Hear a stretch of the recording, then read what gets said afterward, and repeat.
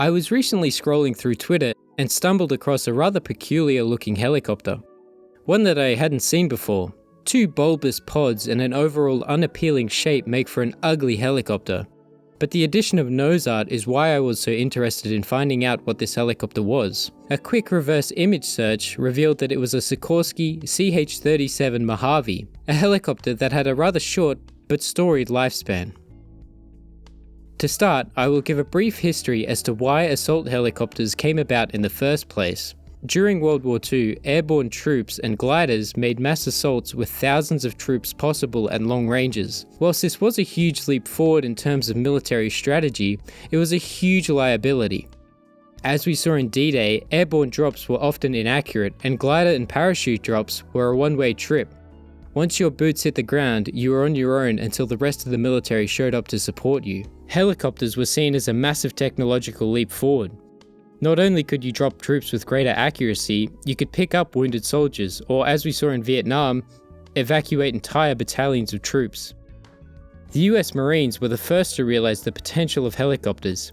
In 1951, they performed the first mass resupply using Sikorsky H-19 Chickasaws. And can I just say, early helicopters are fucking ugly. None of them look sleek or fast, they all just look like they are in constant pain. That thing looks hurt, Jay. Jay, that thing is hurt, bro. God, what the fuck is that, bro? Anyway, the CH-37 started life as the Sikorsky S-56, but for the sake of confusion, I'll just call it by the designation the US Army gave it, that being the CH-37. The CH-37 was designed in 1950 in response to the US Navy's request for an assault helicopter. The aircraft was powered by two 2100 horsepower Pratt & Whitney radial engines mounted in the nacelles at the tip of the stubby wings. The wings also provided some lift during forward flight. When the CH-37 first took flight in 1953, it was the most powerful helicopter in the Western world. It represented a major technological step forward for Sikorsky. It was a full metal design with clamshell doors in its nose to allow jeeps and even trucks to be driven straight into the cabin. Its cabin was 2 meters wide, 2 meters high, and 9.2 meters long. The helicopter was Sikorsky's first design to incorporate automatic main rotor blade folding, and a folding pylon allowing the helicopter to fit onto an aircraft carrier elevator. The CH-37 had an empty weight of 9,470 kilograms, or 20,830 pounds, and a max takeoff weight of 31,000 pounds, or 14,000 kilograms.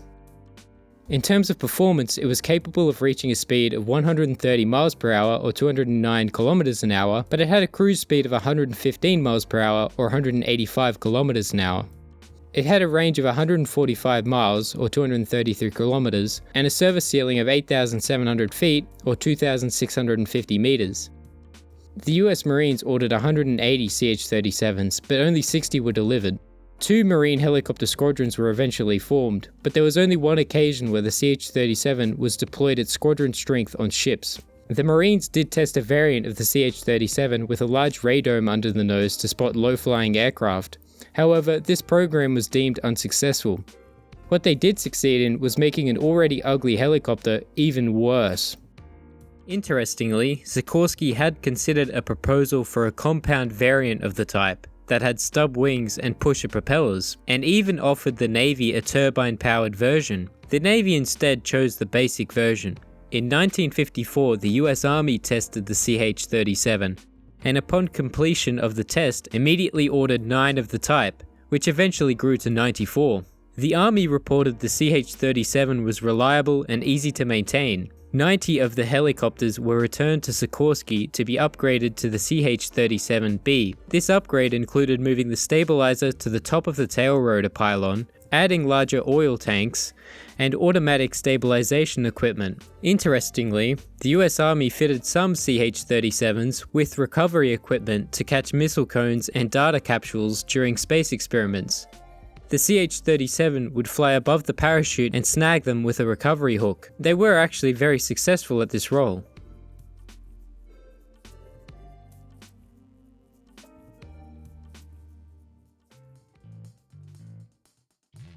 Four CH-37s were shipped to Vietnam in 1963 to aid in the recovery of downed US aircraft.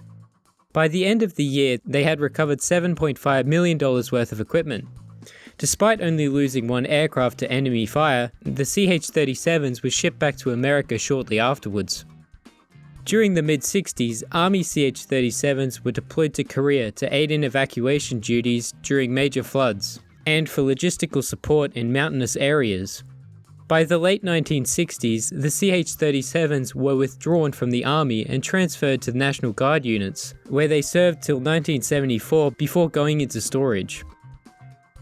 The US Marines deployed 8 CH-37s to Vietnam in September 1965. They carried out over 1,500 missions, moving equipment and 31,000 personnel without a single air accident.